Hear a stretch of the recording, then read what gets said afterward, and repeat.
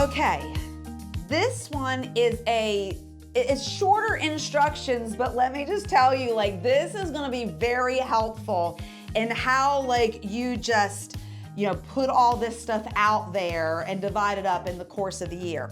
So on page 19, you're gonna see what's called Year at a Glance. And you're gonna have these boxes that have each month. And what you're going to do in those boxes is you're gonna start, taking these resources. And so where this one was like, okay, I'm taking a whole week and I'm knocking this out in a week. So that one's done.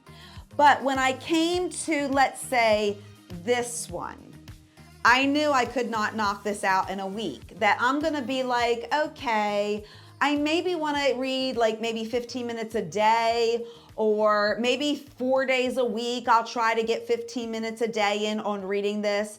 And so what I would do is I would look at the pages or chapters, and then I would say, okay, I can get this one done if I divide it up in January, February, and March. So that way I'm not like feeling like, oh, I need to accomplish this in 1 month. Or this is another thing with reading. Don't wait for that perfect little rainy day when you can have a cup of coffee and be under a little blanket and I'm just gonna read my book all day. I would plan that way all the time. Never happened.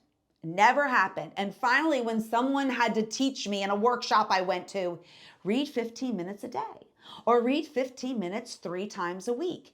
Take it when you're in the car line with your kids. Take it in the bathroom. Take it in the bathtub. I'm just saying, keep your book with you and just read little bits at a time. That way you'll find you can get through more books. So I would maybe give myself 3 months, January, February, March. Well, then here's this next one, but this one had a deadline on it. So I need to put that deadline in this Year at a Glance and then say, okay, when do I need to read this one? Okay, this one gets priority because I actually had to do this for a class I was teaching. Okay, then I go and I look at Colossians, and I had a little small commentary on it. I had my little book here that I wanted to go through. I'm still going through it. We love Daily Grace and all their products. Okay, so what I did was I just said, okay, from the end of May till the beginning of September, I'm just gonna do what I can in these and kind of filter it out a little bit. We'll try to do this and this and this, but I'm gonna take these 3 to 4 months to work on Colossians. Okay, so I do that with everything. If maybe I had 4 articles on resilience, I would just be like, okay, I'm going to look at one of them in January. I'm going to look at one of them in April. I'm going to look at one of them in July and look at one of them in October. So that all through the year, I'm having these little touches with this concept of resilience that I can read, I can learn, I can take little baby steps that they tell me to take, and I can also pray about that. So I'm staying focused on my area of growth, as well as my leadership aspects, my disciplines. Okay, so you know what? I want to really focus on the discipline of meditation this year. So I have a resource that's going to teach me some, or my podcast. Oh, my podcast.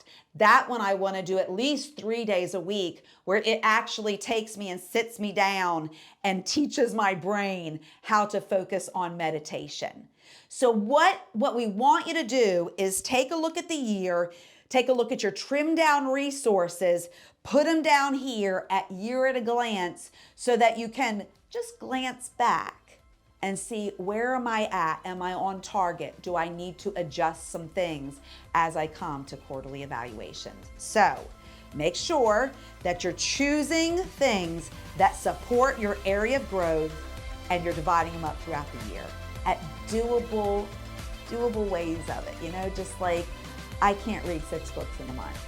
Okay, I can't read 6 books in 6 months. Dividing those up so then you can celebrate measurable growth.